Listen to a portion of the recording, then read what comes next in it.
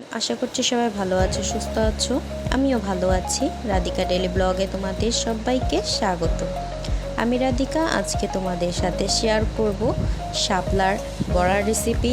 এই বড়াটি আমি কিভাবে তৈরি করছি ধৈর্য সহকারে সম্পূর্ণ ভিডিওটি দেখলেই বুঝতে পারবে। অবশ্যই সম্পূর্ণ ভিডিওটি ধৈর্য সহকারে দেখবে। কিভাবে তৈরি করছি চলো তোমাদেরকে দেখাচ্ছি। প্রথমত এখানে আমি শাপলা কেটে আঁশ ছাড়িয়ে ধুয়ে নিয়েছি সুন্দর করে। এখন এখানে আমি টুথপিক নিয়ে নিয়েছি, তোমরা চাইলে কাঠিও ব্যবহার করতে পারো। কাঠির মধ্যে আমি শাপলাগুলোকে পরপর করে গেঁথে দিচ্ছি।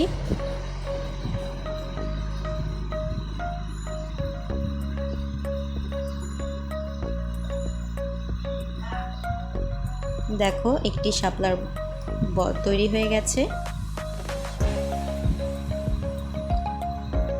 আবারও দেখিয়ে দিচ্ছি আরেকটি শাপলাকে এরকম করে তৈরি করে।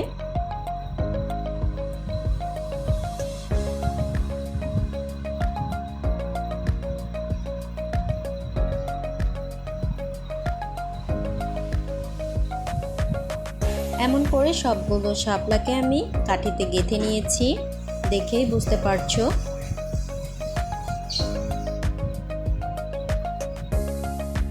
অপর সাইডে একটি বাটি নিয়ে নিয়েছি, বাটির মধ্যে আমি 4 চামচ পরিমাণ চালের গুঁড়া দিয়ে দিচ্ছি আধা চামচ পরিমাণ হলুদ গুঁড়া, 1 চামচ পরিমাণ মরিচ গুঁড়া, আধা চামচ পরিমাণ ধনিয়া গুঁড়া আর স্বাদমতো লবণ দিয়ে হাত দিয়ে সুন্দর করে সবগুলো উপকরণ মিশিয়ে নেব। মেশানো হয়ে গেছে, অল্প অল্প করে জল দিয়ে সুন্দর করে একটি ব্যাটার তৈরি করে নেব। এর জন্য আমি অল্প অল্প করে জল দিচ্ছি আর সুন্দর করে মেখে নিচ্ছি।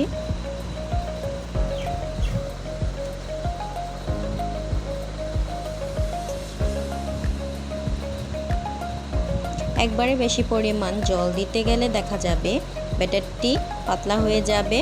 সে পর্যায়ে শাপলার বড়া ভাজতে গেলে সমস্যা হতে পারে, কারণ শাপলাতে অলরেডি জলের পরিমাণ বেশিই থাকে। এর জন্য আমি ব্যাটারটিকে ঘনত্বটা গাঢ় করে রাখবো।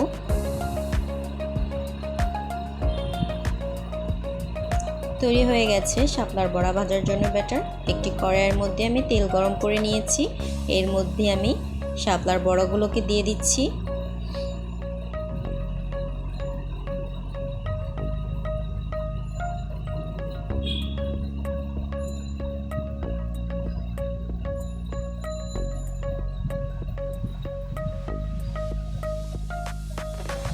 এক সাইড যখন ভাজা হয়ে যাবে এই পর্যায়ে আমি উল্টে পাল্টে দেব।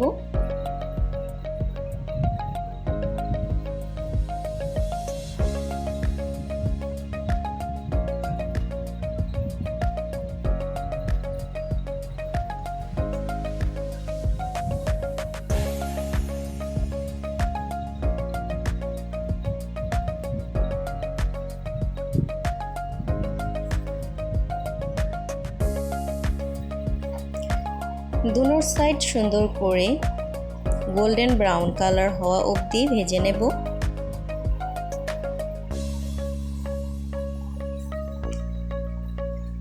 দেখো বড়াগুলো ভাজা হয়ে গেছে, এখন আমি তুলে নিচ্ছি।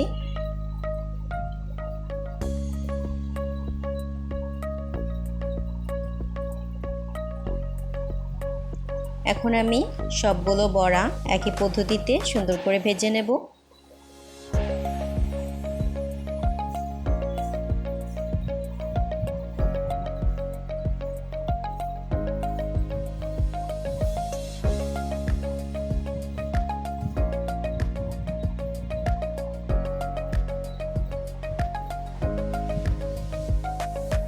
ভাজা হয়ে গেছে, এখন তুলে নিচ্ছি।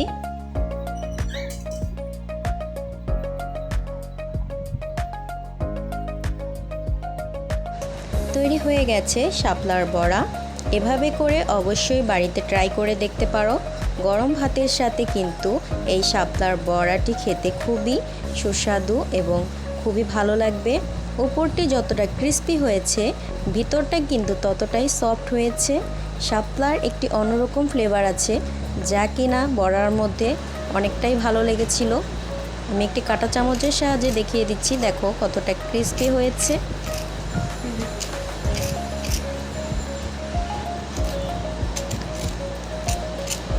শব্দটা শুনে হয়তো বুঝতে পেরেছো।